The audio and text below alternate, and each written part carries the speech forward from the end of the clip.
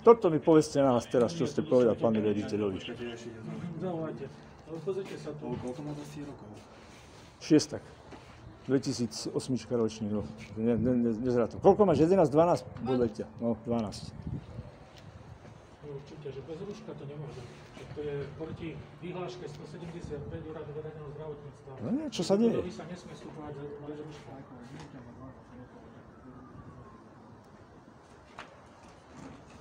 Hádam, nemyslím, ale 175, to nesmie tu vyhláška.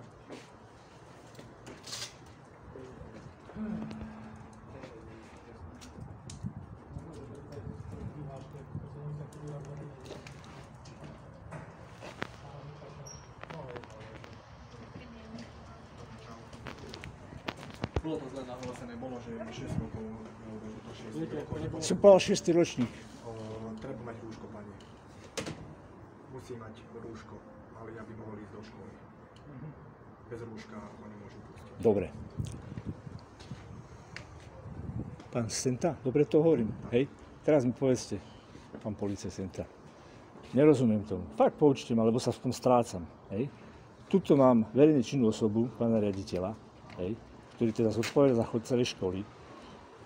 Minule sme sa o tom bavili, hej? Tu je dieťa, ktoré je školou povinné, hej?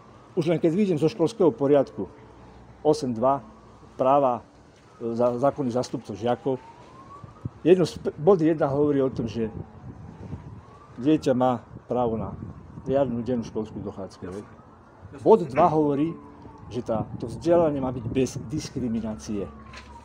A ja tu teraz stojím, mám tu verejného činiteľa, mám podozrenie, že sa tu pácha trestná činnosť zneužitia právomoci verejného činiteľa, že sa tu poškodzujú práva dieťaťa, ktoré sú mu garantované zákonom, ústavným zákonom, hej, článok 42, právo na vzdelanie, sú obmedzované nejakým spôsobom moje povinnosti, pretože ja mám zase povinnosť povinnej školskej dochádzky, hej.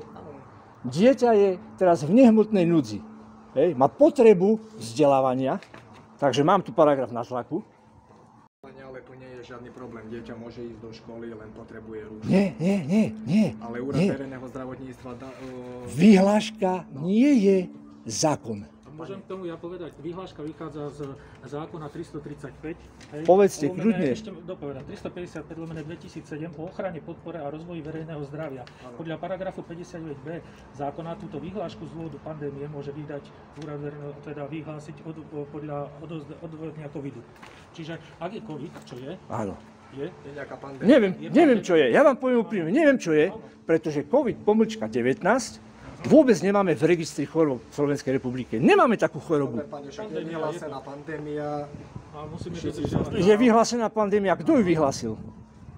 Úrad verejného zdravotníctva. Ja pokračujem ďalej. To znamená, je tu nátlak, hej? Je tu obmedzovanie, poškodzovanie práv. Ale nie je tu žiadne obmedzovanie, pani. Nikto vás ničom neobmedzuje. Nie? Nám povedali, to je len podmienka, žiadne obmedzovanie. To je len podmienka?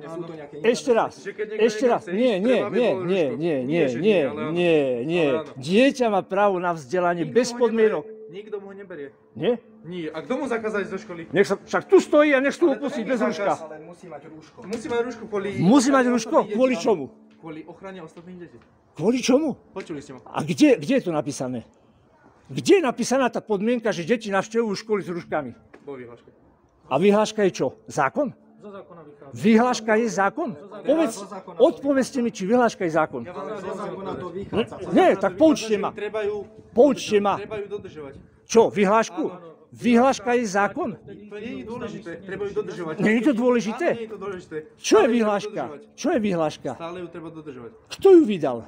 Treba ju stále dodržovať. Pre Boha živého, vy to myslíte vážne? Vyzerá, že si robím srandu. No vyzerá, že hej. Dobre, pani. Dieťa môže ísť do školy, keď si nasadí rúško. Takže to je vaša... Takže ja tu podozrievam riaditeľa spáchanej trestnej činnosti. A teraz, ja vás podozrievam pri páchaní trestnej činnosti. A teraz som dospel k situácii, že ešte aj policajti spolu páchajú trestnú činnosť teraz. Dobre, pani, môžete podať žalobu na školu, ak máte s tým nejaký problém. Môžete ísť na obvodné oddelenie, kľudne k tomu je oznámenie. Vy ste tu už druhýkrát. Chápete to? A druhýkrát vám môžete hovoriť to isté. Pretože sa stále nezmenilo. Nie je tu žiadny problém. Dieťa si dá rúško a môže ísť kľudne do školy. Takže bez rúška nemôže ísť, hej? To nie je diskriminácia. Ale nemôže byť. Nie je to diskriminácia. Ja mám rúško. Že sa dobrovoľne rozhodol, že máte rúško. Majte ho rúško. Ja sa necítim byť chorý, aby som nosil rúško. A moje dieťa je takisto zdravé. Keď je nejaká situácia vyhlásená v Slovenskej republike, tak to treba dodržiavať. Kto vyhlásil pandémiu? Ježiš, máte televízor doma? Určite ste to počuli, nehovorte mi, že nie. Neexistuje oficiálny papier zo Svetovej zdravotníckej organizácie, číslo rezolúcie, kde by bolo povedané, že číslom 3285 je vyhlásená celosvetová pandémia. Také neexistuje. Okay. Dobre, páne, ja vás poučujem ešte raz. Že čo? Že ak ste máte nejaký problém, čo sa tu deje, treba ísť na obvodné A podľa. ja vás žiadam, aby ste zabezpečili, aby ste tuto porozprávali s pánom riaditeľom. Ja vám teraz poviem príklad. 7.10.2020 boli tie isté podmienky. Prišli vaši kolegovia z policajnej motorizovanej jednotky, bol to kolega Pelek, hej, a povedal pánovi riaditeľovi jednu vetu. Pán riaditeľ, podľa článku 42 Ústavy Slovenskej republiky má dieťa, a to sa rúška nosili, má dieťa právo na vzdelanie, s rúškom alebo bez rúška, zariadi to. A dieťa bolo celý deň v škole. Celý deň v škole. Ja môžem na to niečo povedať? Povedzte na to niečo. Na ten popud, že tu bol problém taký, že vlastne bol vystavené to dieťa aj viac už takým psychickým tlakom a podobne. Bo teraz není, hej? Ja som vyhodnotil tú situáciu tak, že u mňa bude lepšie, keď bude niekde troška ďalej od tých detí, bude v triede, bude prebiehať proces. Samozrejme, tak to aj prebehlo. Ja som si to dal vyhodnotiť v regionálnej hygieničke, ktorá napísala áno, v takomto prípade, teda ak bude dieťa 2 metre od ostatných, bude pri dverách a bude zabezpečené to, aby v jeho okolí nebol ten vzduch, ktorý teoreticky by sa mohol nejakým spôsobom dostať ďalej, tak je to v poriadku. Ten deň som tak urobil. Následne mi moji zamestnanci podali na mňa oficiálne vyhlásenie, že som ohrozil ich zdravie a zdravie všetkých žiakov. Čiže a následne potom pán to napísal, že žiak tam bol, aj keď som ho pustil, bol separovaný, segregovaný a tým pádom sa zle cítil v tej triede. Tak som to na druhý deň už neurobil. Viete, Bol? toto, no ale hovorím vám, Bol separovaný. Riešil, aby ste vedeli. Aj teraz je separovaný. No, segregovaný, hej. No je. Nie je to farba pleti. Áno. Je to iná systematická diskriminácia. Hej? No, tak toto beriete, ale Iná systematická. Systematická. žiakov to dodržiava. Pán riaditeľ, Prečo to dodržiava? tie deti, keď vybehnú zo školy, takto sa tu grupujú sa doma, grupujú sa jednoducho po bytoch, grupujú sa jednoducho kade-tade. Vtedy už neplatí hygienická situácia. Ja som nemal ani jedno úmrtie v škole. Ani jedno dieťa na Slovensku neumrelo. Ani jedno dieťa ani vo vašej, ani v inej. Ale mohli zobrať tí ľudia následne, rodičia a starí rodičia, ktorí by tie deti prenášali ten vírus. Ja som strašne šťastný, že na základe týchto rúšok sa u nás nič nestalo. Zaujímavé, že pred rokom Nič sa nestalo. ľudia chodili MHDčko do roboty, usoplení, ukašľaní, nikto nebral PN-ky, každý si šetril dovolenky. Vtedy nikoho netrápilo, že pravdepodobne niekoho nakazil a niekto umrel. Pretože tých úmrtí na respiračné choroby bolo od 800 po 1500 v roku 2007 a 2017.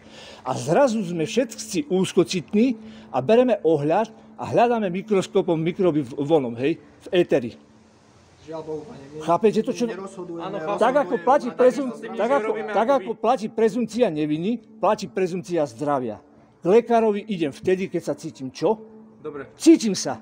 A ja vám Vy sa teraz- cítite sa... Ja vám teraz poviem, že kým súd nepovie inak, tak to platí. Pre Boha, stále vám poviem ten istý príklad. A ja vám to stále zopakujem, že kým to súd Ak nezruší, teraz tak to Mikas stále platí. rozhodne, že ľudia bez rúška budú strieľaní policajtami na ulici, To je tak hypotetická Tak to určite otázka. nemôže také niečo spraviť. Čože? môže štát zabiť dieťa bez myhnutia oka? A robí to pri potratoch. Bez myhnutia oka to robí. Chápete To je to? úplne niečo, čo sa vôbec netýka toho. Bez myhnutia oka to robí. To znamená, ak zajtra súd rozhodne o tom, že pán Mikas sa pomýlil a robil to nezákonne, tak vtedy čo spravíme s tými mŕtvolami? Povieme, sorry, chyba. Argument typu, že kým nerozhodne súd, o čo má rozhodnúť súd? O tom, že je niečo nepravoplatné? Veď tu sa jednoducho na bezpráví buduje právo. Mladí ľudia chodia po uliciach v lese s rúškami, úplne zhypnotizovaná spoločnosť. Prečo? Keby to skutočne bolo tak nakazlivé, tak tu chodíme v skafandroch. No, ja som svoj názor na to povedal a ja to už ináč neviem. Ja to tiež neviem ináč povedať. Som vám tu vymenoval 6 podozrení z porušenia trestných vecí a vy tu stojíte normálne v kľude. Moje dieťa, chápete, teraz je stav dennej výuky. Minister školstva jednoducho nepozná iný moment. Ale vy Není ste dištančná, podal na mňa. není dištančná, Není dištančná, není nič. A ja sa teraz pýtam, ako zabezpečíte výuku mojho dieťaťa? Mal by ste sa teda postarať nielen o 999, ale teda aj o môjho.